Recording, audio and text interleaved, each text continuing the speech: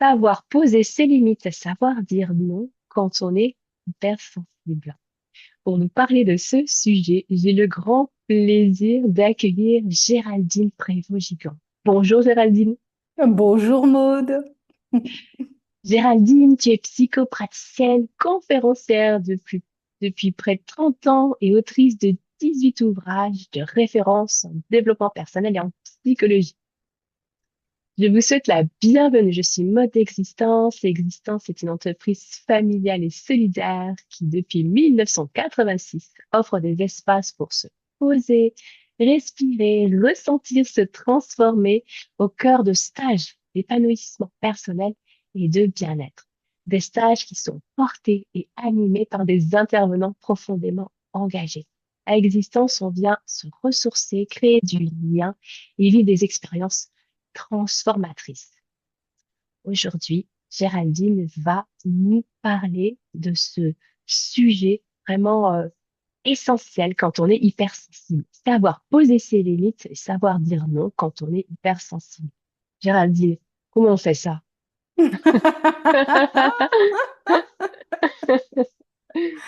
Eh bien, c'est tout un travail, mais c'est pas si compliqué parce que les hypersensibles, leur grosse problématique, c'est la peur de faire du mal à l'autre, la peur de faire à l'autre ce qu'ils ne voudraient pas ressentir eux-mêmes.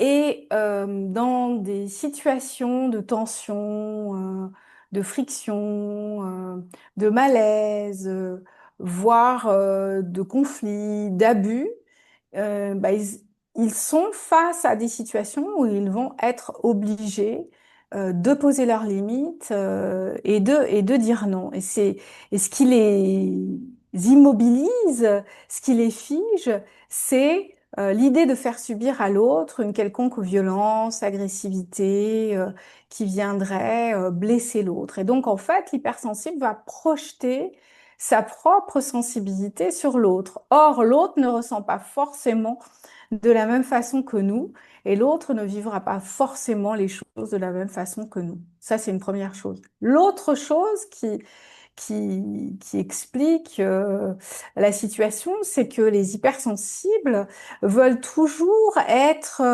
toujours sauver l'autre. Et donc, si je déçois l'autre, si je vexe l'autre, si je rends l'autre triste, bah, c'est de ma faute en plus. Donc, il faut pas que je crée, que je cause ce malaise chez l'autre, parce que je vais tout de suite avoir envie de l'apaiser. Ça aussi, c'est un autre piège qui fait qu'on n'arrive pas à poser les limites et à dire non. Donc, déjà, la première chose à se dire, c'est que ce que va ressentir l'autre, c'est pas nécessairement ce que nous, on ressentirait dans la même situation si on nous pose des limites et si on nous dit non.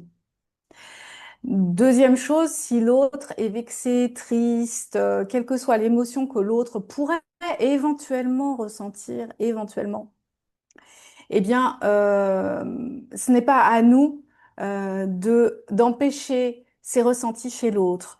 De plus, ce que l'autre va ressentir, ça peut être un ensemble d'histoires du passé qui ressurgit dans la même situation. Donc, nous ne sommes pas la cause et nous ne sommes pas le remède. Ça, c'est ma phrase magique qui marche à tous les coups, que j'applique avec moi et que j'applique aussi, que je propose aux personnes que j'accompagne.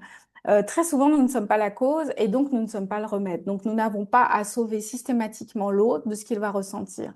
L'autre est aussi responsable de ce qu'il ou elle a mis en place et l'autre est responsable aussi de ce qu'il ou elle va ressentir quand on va dire non et qu'on va poser les limites. Ensuite, il y a aussi la façon dont on va poser les limites et la façon dont on va dire non.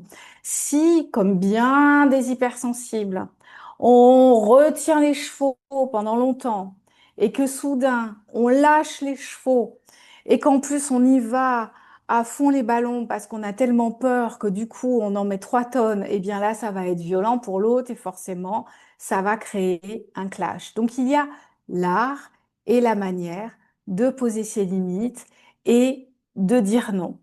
Et donc l'art et la manière, c'est déjà d'éviter d'être trop dans l'émotion. Donc En tant qu'hypersensible, bien entendu, nous sommes pleins d'émotions, pleins d'un vécu intense, donc il faut un temps de latence avant de dire les choses et avant de poser les limites. Donc, pas tout de suite. Prendre le temps, respirer, aller faire un tour ou laisser passer quelques jours. Il n'est jamais trop tard pour revenir sur un événement et dire à la personne que non, ça va pas être possible, que non, ça n'était pas possible, que non, on ne nous parle pas comme ça et que non, on ne fera pas ce qui nous est demandé pour telle et telle et telle et telle raison. Euh, Poser les limites, ça demande aussi de se sentir légitime. Et donc là, ça renvoie aussi à l'estime de soi, la confiance en soi et l'amour de soi. Et la problématique aussi de l'hypersensible, c'est que par sa grande empathie, il ou elle va toujours être dans l'hyperadaptation pour que tout se passe bien.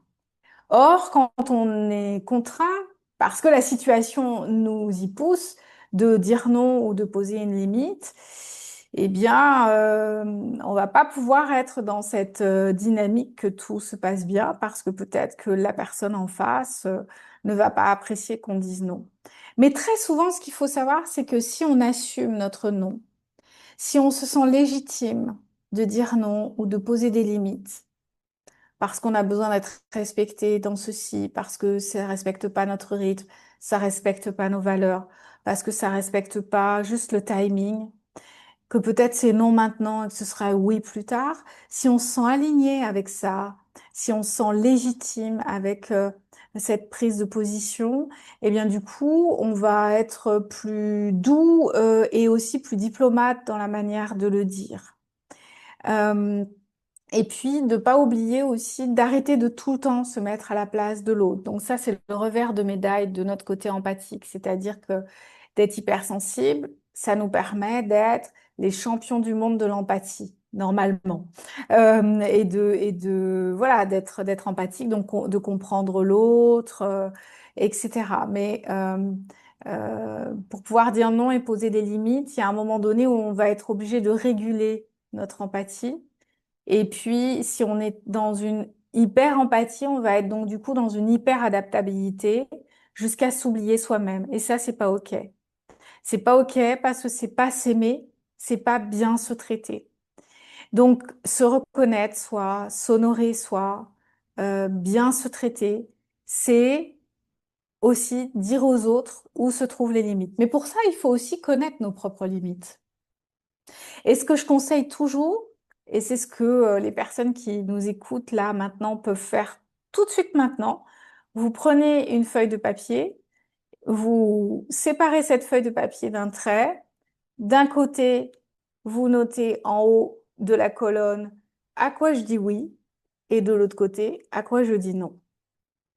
Et vous faites la liste dans votre vie tous les jours. Et vous prenez chaque jour qui passe, vous notez, ah tiens, là, à quoi c'est OK que je dise oui et à quoi c'est OK, je dois dire non.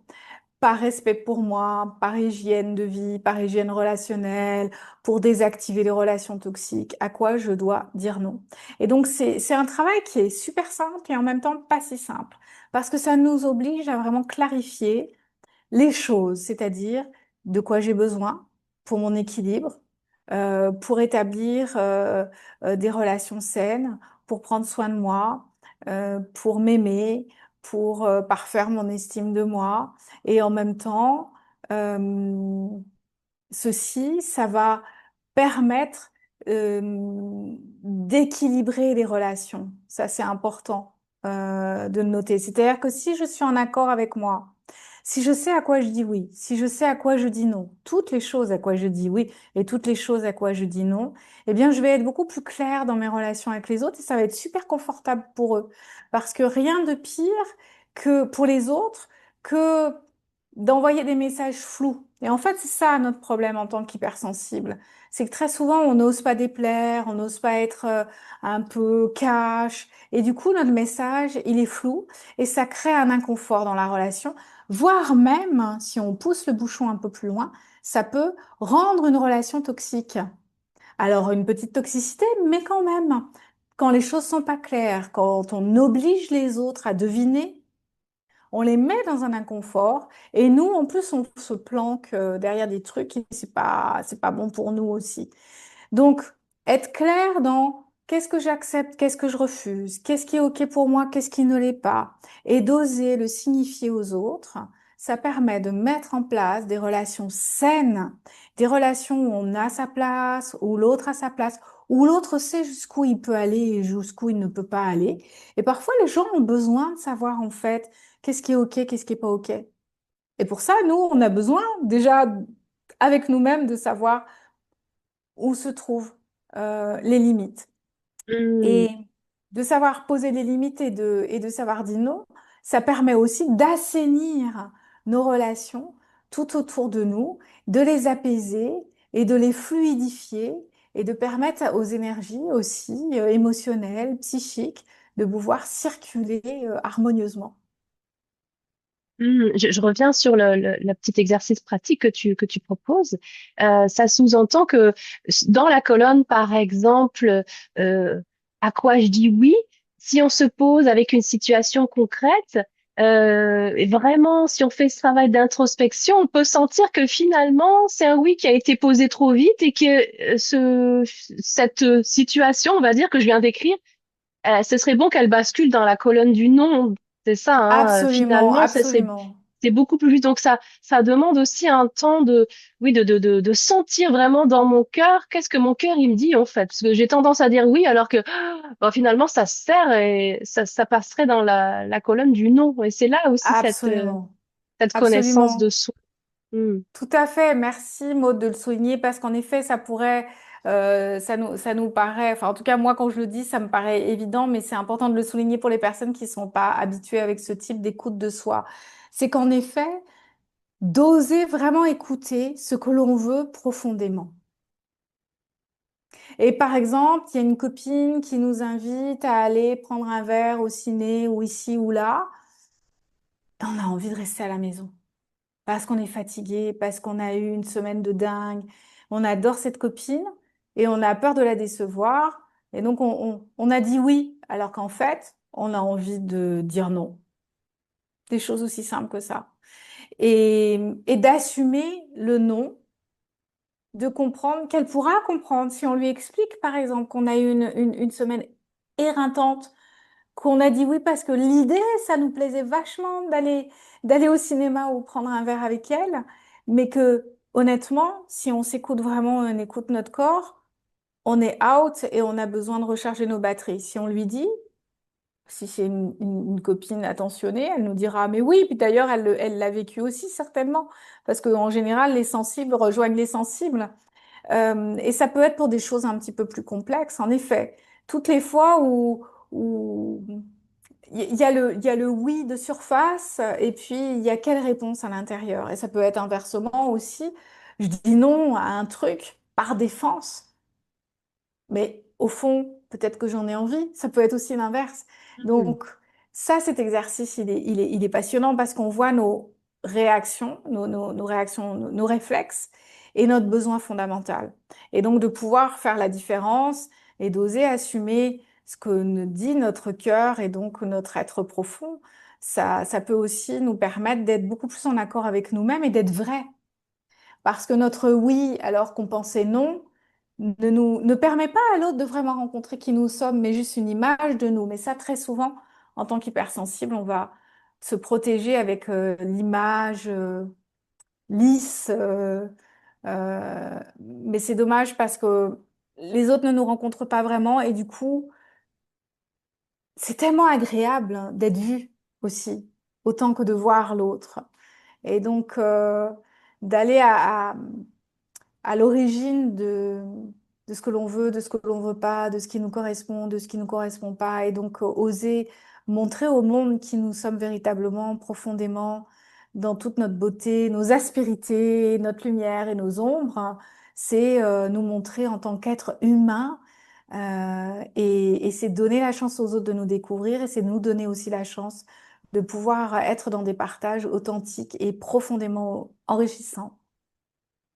Merci Géraldine. Voilà pour cette exploration que tu nous proposes et qui est déjà tellement essentielle, effectivement, savoir poser ses limites, savoir dire non quand on est hypersensible, voilà, ça permet, comme tu dis, de pouvoir se montrer tel que l'on est, un être humain hypersensible, mais avec toutes ses couleurs. Merci infiniment. Je Exactement. rappelle, Merci. oui. Je rappelle que tu proposes cet été à Existence le stage intitulé Hypersensibilité et relations, un voyage vers la liberté relationnelle et l'art d'aimer authentiquement. Donc, une semaine de stage au cœur duquel tu as proposé eh bien, tout un éventail d'explorations comme celle-ci, en tout cas pour ces hypersensibles et explorer l'hypersensibilité et la relation. Mm. Absolument. Et la connexion des cœurs. Mm. Merci beaucoup, Géraldine. Ça a été un plaisir. Je vous dis à très bientôt. Au revoir. Au revoir, Géraldine. Au revoir, Maud. Transformez votre vie dès aujourd'hui, réservez vos activités d'épanouissement personnel sur existence.fr et commencez votre voyage vers le bien-être.